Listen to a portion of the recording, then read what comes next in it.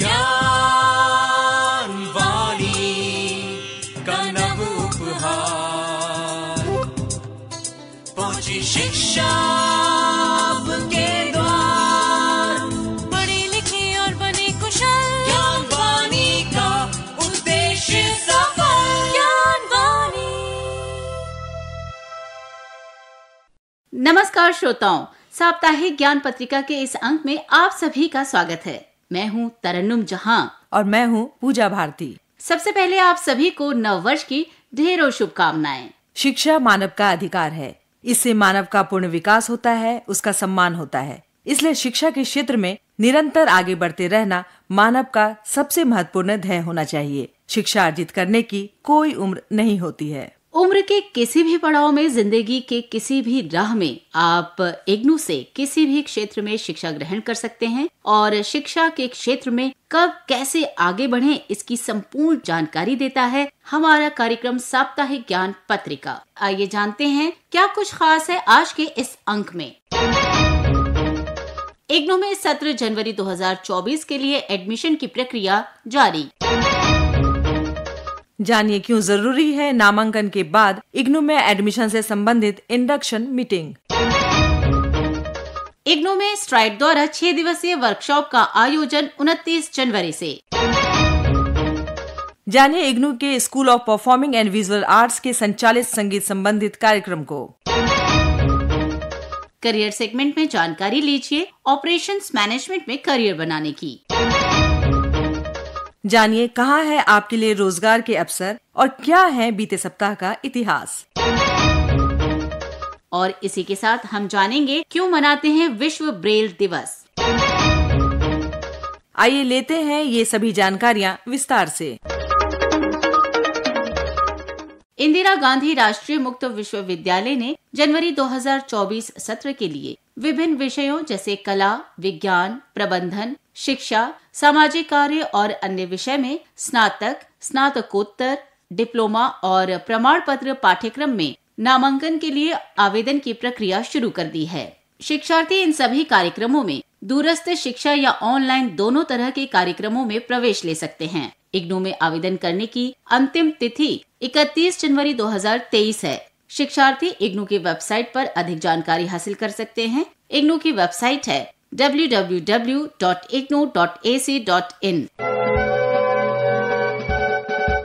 इंदिरा गांधी राष्ट्रीय मुक्त विश्वविद्यालय में एडमिशन की प्रक्रिया शुरू हो गई है और शिक्षार्थियों के लिए बहुत जरूरी है कि वो नामांकन के बाद इग्नू की इंडक्शन मीटिंग में जरूर शामिल हों। इसके बारे में अधिक जानकारी दे रही हैं रीजनल सेंटर दिल्ली 2 की assistant regional director doctor Meena Singh. Basically जो इंडक्शन प्रोग्राम होता है उसमें हमारे विद्यार्थी को ये पता चलता है कि उसको रीजनल सेंटर और स्टडी सेंटर का क्या रोल है ड्यूरिंग द एकेडमिक, जो भी उसको सपोर्ट जर्नी है, सपोर्ट सर्विसेज उसको मिलने वाली है। दूसरा एक महत्वपूर्ण इंडक्शन मीटिंग का जो बेनिफिट होता है हमारे लर्नर्स को कि अपने उस पूरे एकेडमिक जर्नी में हमारे विद्यार्थी को क्या करना है और उनके प्रोग्राम का स्ट्रक्चर क्या है, इग्नू का स्ट्रक्चर क्या है, पूरा फॉर्मेट क्या है, उनको एडमिशन लेने के बाद नेक्स्ट एक्टिविटी क्या करनी है और टिल द एग्जामिनेशन उनको क्या करना है and till the completion of the program क्या करना है, ये उनको उस इंडक्शन मीटिंग में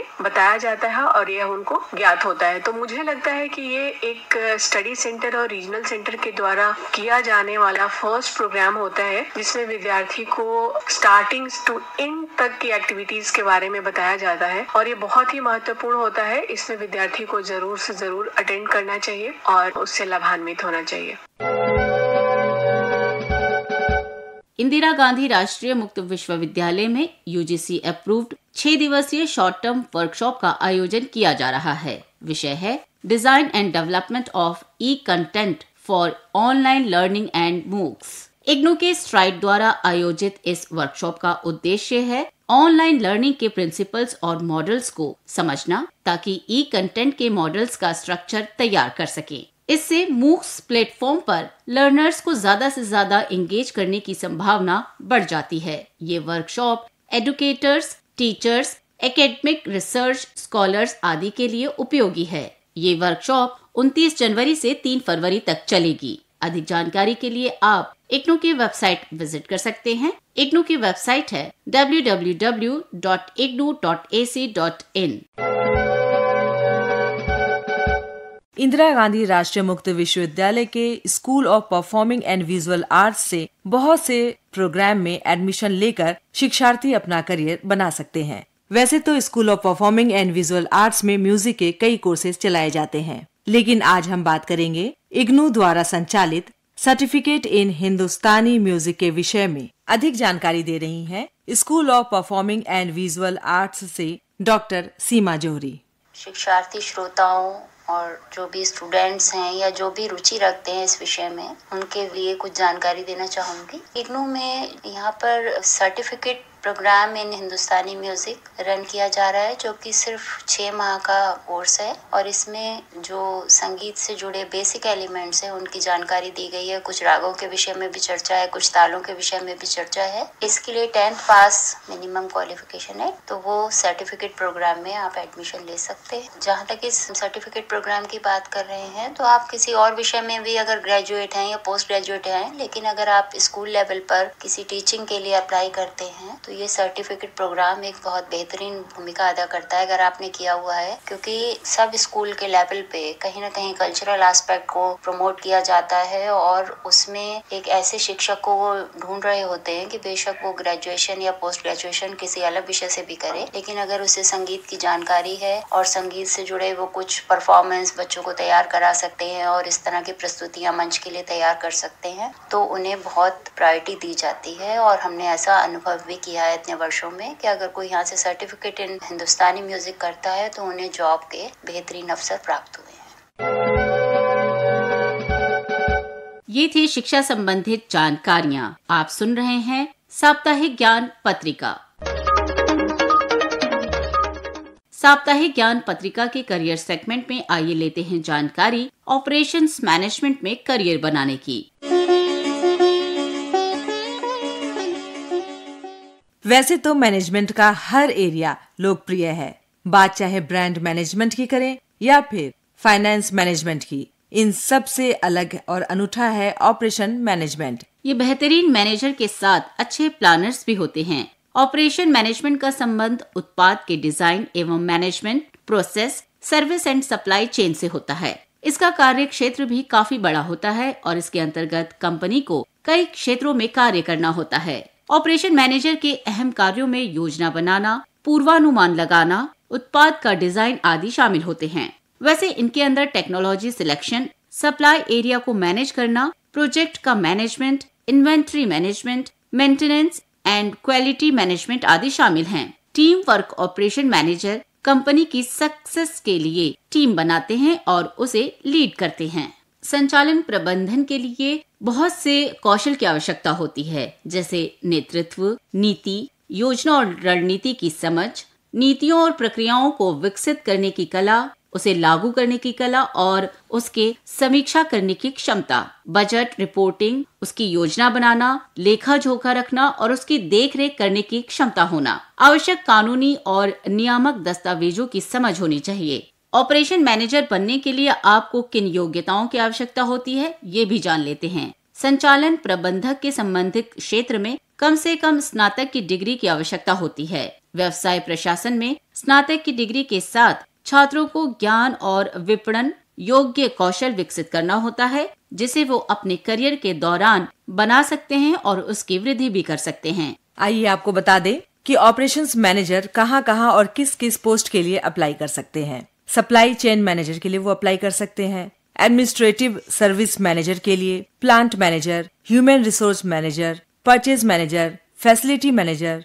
इन्वेस्टमेंट कंट्रोल मैनेजर। एक ऑपरेशन मैनेजर के रूप में इस क्षेत्र में करियर बनाने की इच्छा रखने वालों के लिए रोजगार के ढेरों अवसर हैं। ये थी करियर सेगमेंट में ऑपरेशंस मैनेजमेंट में करियर बनाने की जानकारी। आप सुन रहे हैं साप्ताहिक ज्ञान पत्रिका। साप्ताहिक ज्ञान पत्रिका में आइए जानते हैं रोजगार संबंधित जानकारी। गोवा शिपयार्ड लिमिटेड में मुख्य महाप्रबंधक और महाप्रबंधक के पदों के लिए आवेदन आमंत्रित किए जा रहे हैं। आवेदन करने की अंतिम तिथि है 12 जनवरी 2024। अधिक जानकारी के लिए आप गोवा शिपयार्ड लिमिटेड की वेबसाइट विजिट कर सकते हैं। वेबसाइट है www.goashipyard.in। Indian association for the cultivation and science IACS में विभिन्न पदों के लिए आवेदन आमंत्रित किए जा रहे हैं। अधिक जानकारी के लिए आप IACS की वेबसाइट देख सकते हैं। वेबसाइट है www.iacs.res.in। भारतीय मानक ब्यूरो नई दिल्ली में विभिन्न पदों के लिए आवेदन आमंत्रित किए जा रहे हैं। आवेदन करने की अंतिम तिथि है 19 जनवरी 2024। अधिक जानकारी के लिए आप भारतीय मानक ब्यूरो नई दिल्ली की वेबसाइट विजिट कर सकते हैं। वेबसाइट है www.bis.gov.in। Airports authority of India में जूनियर और सीनियर असिस्टेंट के पद के लिए आवेदन आमंत्रित किए जा रहे हैं। आवेदन करने की आखिरी तारीख है 10 फरवरी 2024। अधिक जानकारी के लिए आप इसकी वेबसाइट पर लॉगिन कर सकते हैं। वेबसाइट है www.aai.aero। ये थी रोजगार संबंधित जानकारियाँ। आप सुन रहे हैं साप्ताहिक ज्ञान पत्रिका। साप्ताहिक ज्ञान पत्रिका के इस अंक में आइए जानते हैं क्यों रहा बीता सप्ताह इतिहास में खास। 31 दिसंबर 1781 अमेरिका में पहला बैंक ऑफ नॉर्थ अमेरिका खुला। 1 जनवरी 1880 में भारत में पहली बार मनी ऑर्डर प्रणाली की शुरुआत हुई। 2 जनवरी 1954 के दिन पद्म विभूषण पुरस्कार की स्थापना की गई थी।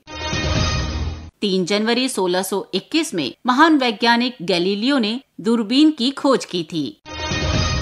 4 जनवरी 1809 को फ्रांस के महान शिक्षाविद लुई ब्रेल का जन्म हुआ, जिन्होंने एक ऐसी लिपि का आविष्कार किया जो दृष्टिहीनों को शिक्षा का उजाला देने का जरिया बनी। उन्हीं के नाम पर इसे ब्रेल लिपि का नाम दिया गया। 5 जनवरी 2014 के दिन भारतीय संचार उपग्रह GSAT-14 को सफलतापूर्वक कक्षा में स्थापित किया गया। और 6 जनवरी 1838 के दिन सैमुअल मोर्से पहली बार दुनिया के सामने टेलीग्राफ तकनीक को लेकर आए, जो भविष्य में दूरसंचार का आधार साबित हुआ। ये था बीते सप्ताह का इतिहास। आप सुन रहे हैं साप्ताहिक ज्ञान पत्रिका। साप्ताहिक ज्ञान पत्रिका के इस अंक में आइए जानते हैं क्यों मनाया जाता है विश्व ब्रेल दिवस।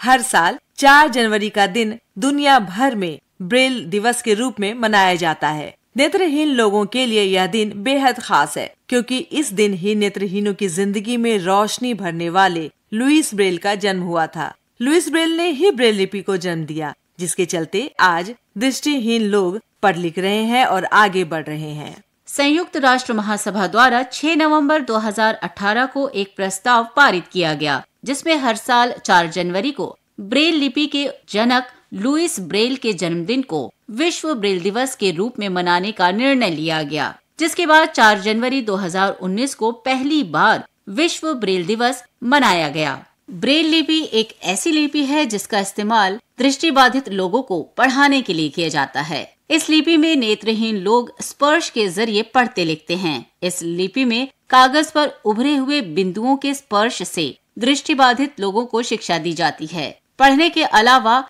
इस लिपि के जरिए किताबें भी लिखी जा सकती हैं। इस तरह के टाइपराइटर के माध्यम से पुस्तकें लिखी जाती हैं। ठीक उसी प्रकार ब्रेल लिपि में रचना के लिए ब्रेल राइटर का इस्तेमाल किया जाता है। लुईस ब्रेल ने 15 साल की उम्र में ब्रेल लिपि का आविष्कार किया, जो आज दृष्टिहीन लोगों के लिए एक बहुत बड़ा वरदान साबित हुआ।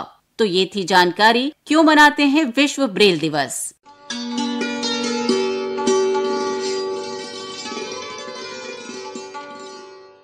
आप सुन रहे थे साप्ताहिक ज्ञान पत्रिका।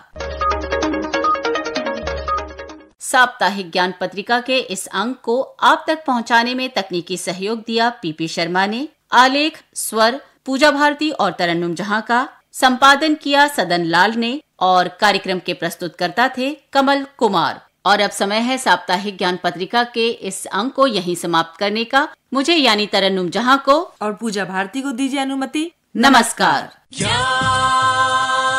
वाणी का नव उपहार, पहुंची शिक्षा